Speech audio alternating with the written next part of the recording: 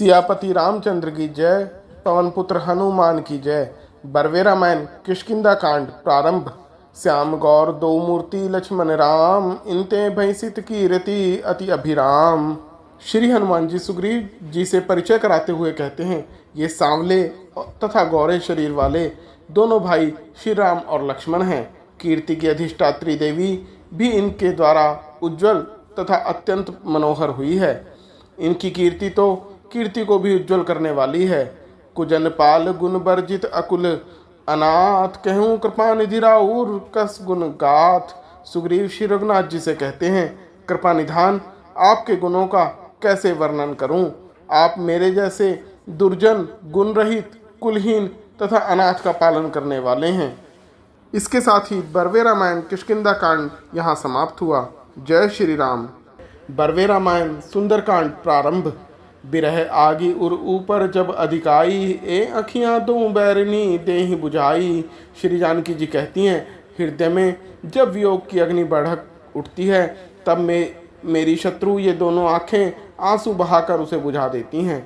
उस अग्नि में मुझे जल नहीं जाने देती। डहकनी है उजारियाँ निसी नहीं घाम, जगत जरत अस लागू मोहि बिनु राम।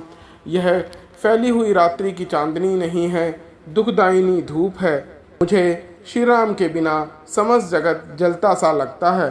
अब जीवन कह कपि आसना कोई, कनगुरिया के मुद्री कंकन होई।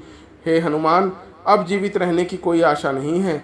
तुम देखते ही हो कि कनिष्ठिका की उंगली की अंगूठी अब कंगन बन गई है। उसे हाथ में कंगन के समान पहन सकती हूँ, इतना दुर्बल शरीर हो गया है।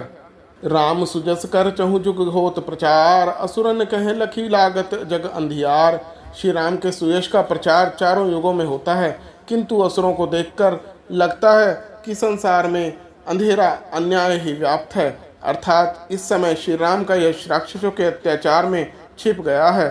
सिय वियोग दुख कहीं विधि कहूँ बखानी, फुलबान ते मन सिज बेदथ आनी। हनुमान जी श्री राम जी से कहते हैं, श्री जानकी जी के दुख का वर्णन किस प्रकार करूं। कामदेव आकर उन्हें अपने पुष्पबाण से बीनता रहता है। शरद चांदनी संचरत चहु दिशि आनी, विदुहि जोरी कर बिनवती कुल गुरु जानी। जब शरद ऋतु के चंद्रमा की चांदनी प्रकट होकर चारों दिशाओं में सब ओर फैल जाती है, तब वह श्री जानकी जी को सूर्य की धूप के समान ऐसी उष्ण लगती हैं कि चंद्रमा को अपने कुल सूर्यवंश का प्रवर्तक सूर्य समझकर हाथ जोड़कर प्रार्थना करती हैं। इसी के साथ यहाँ पर बरवे रामायण सुंदरकांड समाप्त हुआ। जय श्री राम। बरवे रामायण लंका कांड प्रारंभ।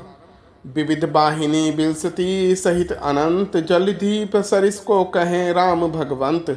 श्री लक्ष्मण जी के साथ वानर भालुओं की नाना प्रकार की सेना शोभा पा रही है।